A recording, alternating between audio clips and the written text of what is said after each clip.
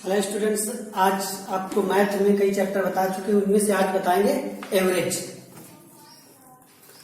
आज कुछ important question औसत चैप्टर आर अग्रवाल की सभी लोग बुक में देखें। एवरेज औसत से लगभग हर एग्जाम में, चाहे रेलवे के एग्जाम हो, एसएससी के एग्जाम हो, बैंक के एग्जाम हो, टीटी हो या जितने भी कॉम्पिटेटिव एग्जाम हो, उनमें एवरेज से एक क्वेश्चन लगभग पूछ लेता है, एक या दो क्वेश्चन आ जाते हैं। तो सबसे पहले हम बात करेंगे एवरेज औसत होता क्या है। क्या चर्चा करेंगे? औसत क्या होता है। ठीक है, जैसे लोग कहेंगे कि नहीं औसतन इतने परसेंट काम हो गया या औसत एवरेज ये निकला इसका, नहीं कहेंगे एवरेज। एवरेज क्या होता है? जैसे मान लीजिए किसी क्लास में 40 स्टूडेंट्स हो, क्या किसी क्लास में 40 स्टूडेंट्स हो, सबका वेट अलग अलग होगा। मान लीजिए 40 स्टूडेंट्स है, पहले स्टूडेंट का वेट 50 किलो, दूसरे का 52, तीसरे का 55, चौथे का 60। तो अब पूछ लिया जाए कि इस क्लास में औसतन किस वेट के लड़के, कितने वजन के औसत। तो औसत क्या बताएंगे हम? सबका वजन जोड़ करके टोटल संख्या का भाग कर लेते हैं, तो क्या आ जाता है? औसत। औसत कह सकते हैं औसत दिए गए पदों का योग, दिए गए पदों का योग बटे पदों की संख्या। दिए गए पदों का योग बटे पदों की संख्या, ये हो जाती औसत।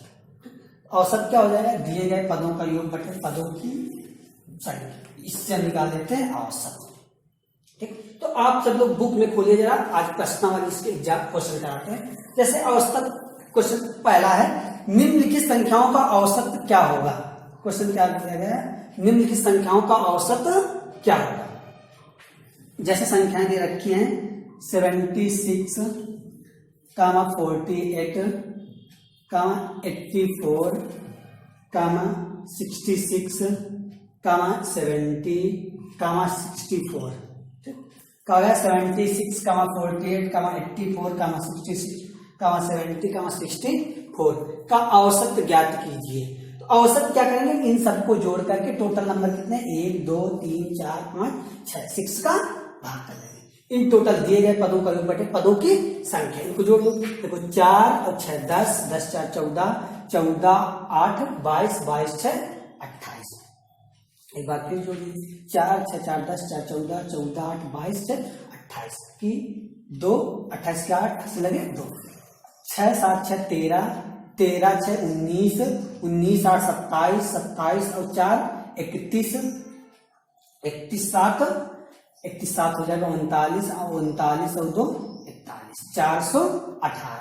औसत दिए गए पदों का योग बटे पदों की संख्या। ठीक, एक बार इसको फिर से जोड़ लीजिए, 6 4 10, 4 14, 14 8 22, 6 28 के 8 से लगे 2, 6 2 8 7 15, 15 6 21, 21 8 29, 29 4 33, 33 7 40, 40 आएगा। ठीक, अच्छा से काट दीजिए, 6 6 36, 6 48। तो आंसर आपका क्या आ जाएगा? तो इन संख्याओं का औसत कितना आ जाएगा? 68। देखिए अब क्वेश्चन नंबर 2 देखिए। जैसे 2 क्वेश्चन, इसकी एक हम अलग से विधि बता रहे हैं। देखो क्वेश्चन नंबर 2 है, प्रथम 100 धन पूर्णांकों का औसत कितना होगा। क्या होता है? प्रथम 100 धन पूर्णांकों का, जो प्राकृतिक नंबर होती है, इन्हीं में अगर इन्हीं को सीधा अगर माइनस चिन्ह नहीं लगता तो ये धन पूर्णांक हो जाते हैं। प्राकृतिक संख्याओं के बारे में कई बार चर्चा कुछ क्या होती है कि 1 से लेकर के अनंत तक की संख्याएं प्राकृतिक संख्याएं नेचुरल नंबर कहलाती है। क्वेश्चन था प्रथम 100 धन पूर्णांकों का औसत कितना होगा।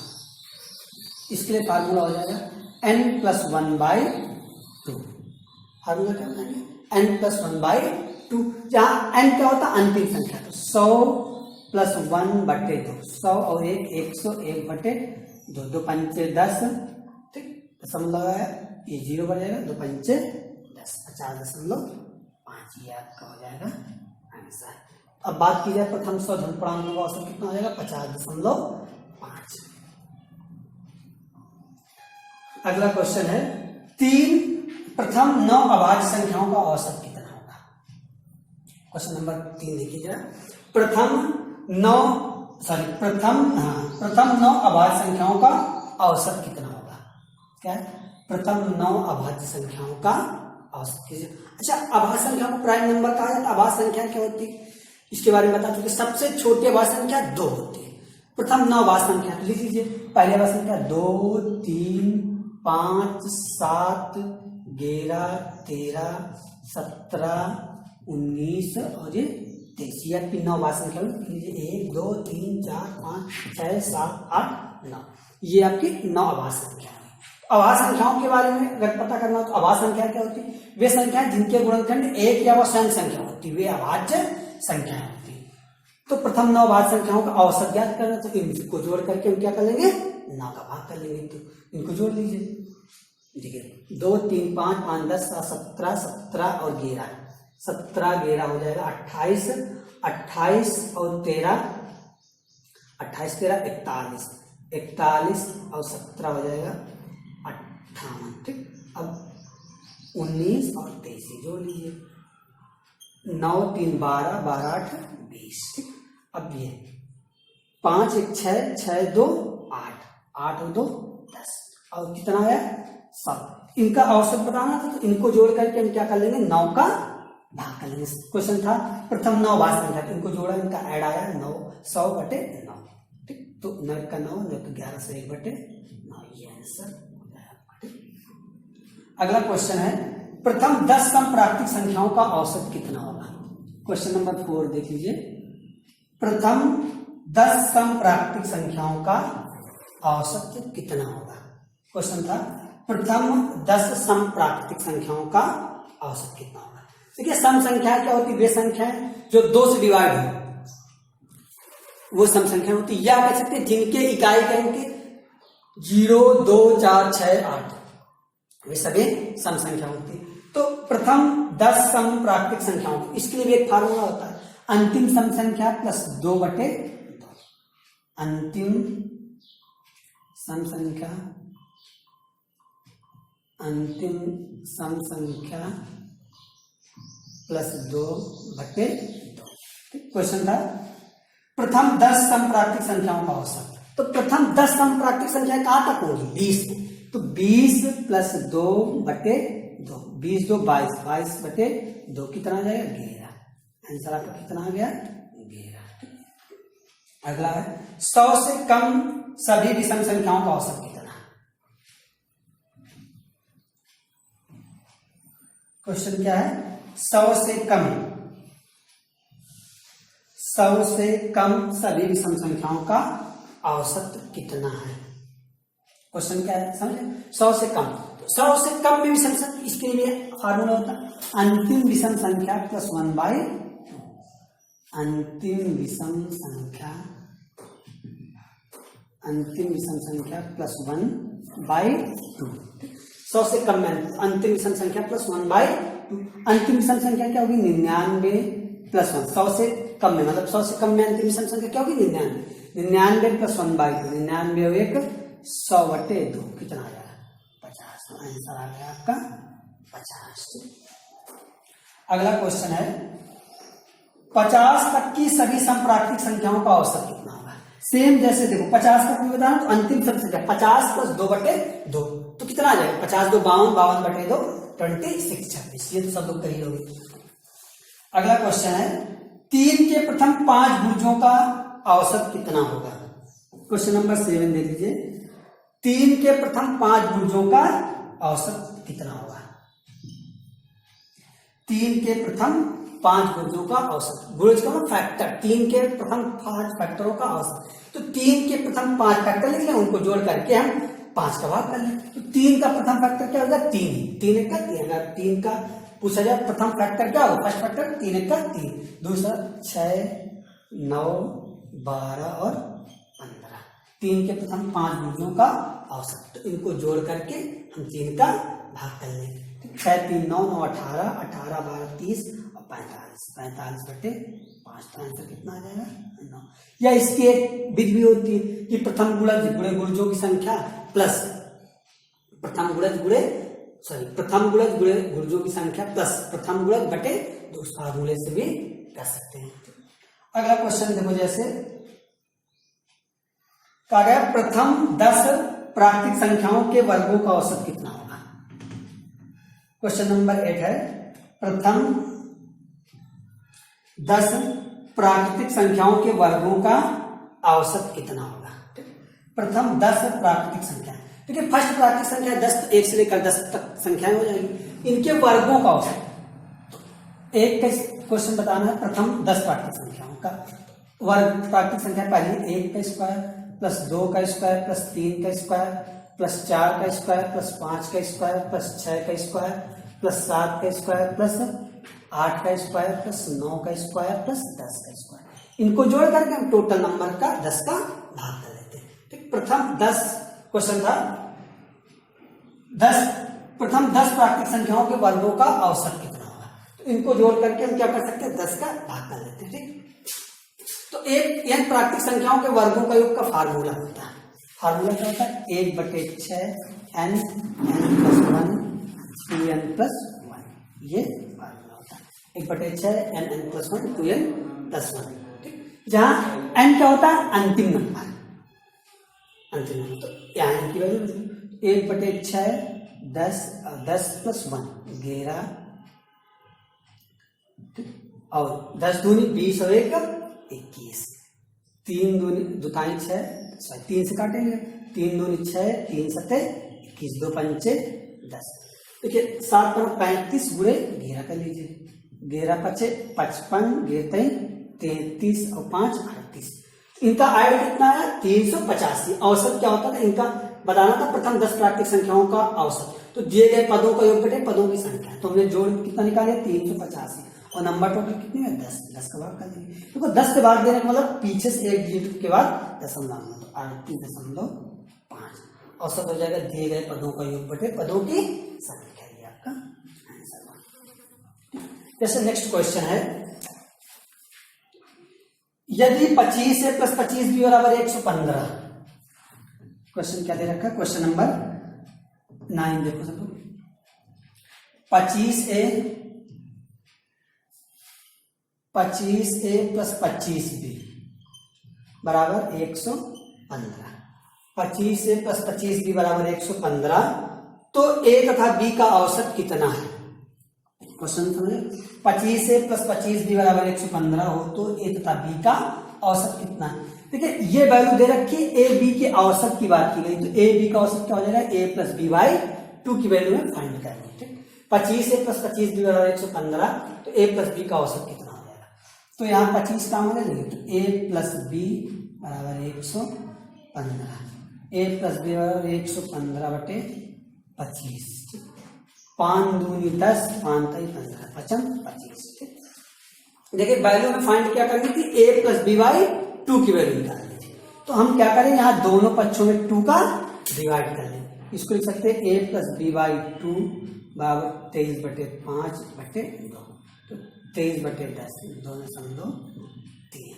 ठीक, आंसर क्या आ जाएगा 2.3।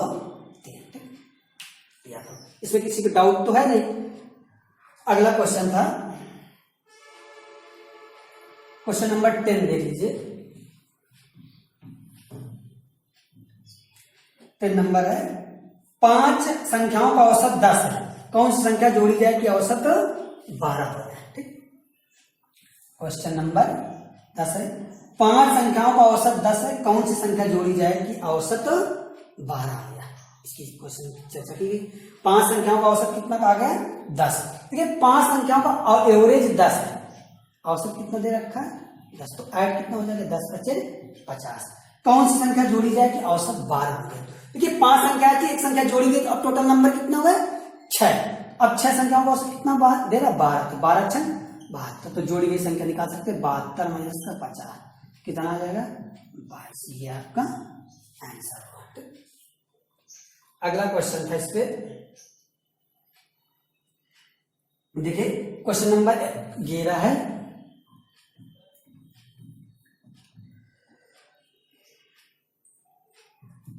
नंबर है, यदि 7 क्रमगत संख्याओं का औसत 33 हो, इनमें से सबसे बड़ी संख्या कौन सी है।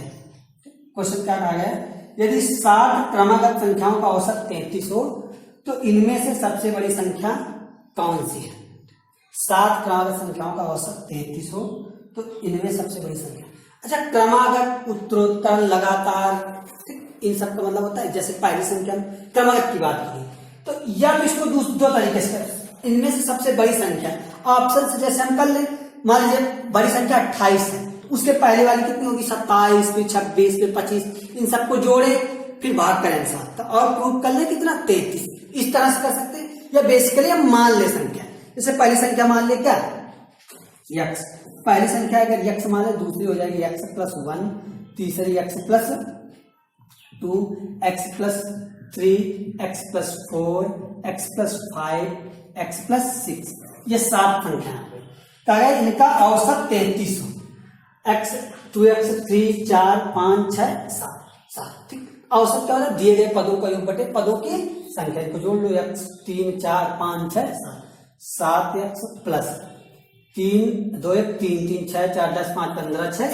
21 बटे 7 और बराबर औसत कितना दे रखा है 33। यहाँ 7 का मान तो x प्लस 3 बराबर 33, x बराबर कितना आ जाएगा 30। इनमें सबसे बड़ी संख्या बतानी थी, सबसे बड़ी संख्या कितनी मानी x प्लस 6, x प्लस 6 और 30 प्लस 6 और 30 6 36, आंसर कितना आ जाएगा 36, ये आपका आंसर हुआ। देखिए इसी तरह क्वेश्चन नंबर आप 12 लगाएंगे। 12 में कहा गया है 4 क्रमागत सम संख्याओं का औसत 27 है, इनमें बड़ी संख्या है। देखिए सम संख्या जैसे कोई संख्या मान ले बाई चांस a मान लो पहली संख्या, तो दूसरी सम संख्या बनाना है तो हमें 2 जोड़ना होगा, a प्लस 2, फिर अगली उससे a प्लस 4, फिर उससे अगली a प्लस 6, फिर a प्लस 8। अगर पहली विषम संख्या x मान ले तो उसमें भी अगली विषम संख्या क्या होगी x प्लस 2, x प्लस 4, जो माने पे अगर हमें विषम संख्या भी बनानी है तो 2 जोड़ेंगे, सम संख्या भी बनानी है तो 2 ही जोड़ेंगे। 13 14 15 सेम इसी तरह के सब है। अब क्वेश्चन नंबर देख लीजिए आप तेरा 17 नंबर, कौन सा क्वेश्चन देखेंगे 17 नंबर।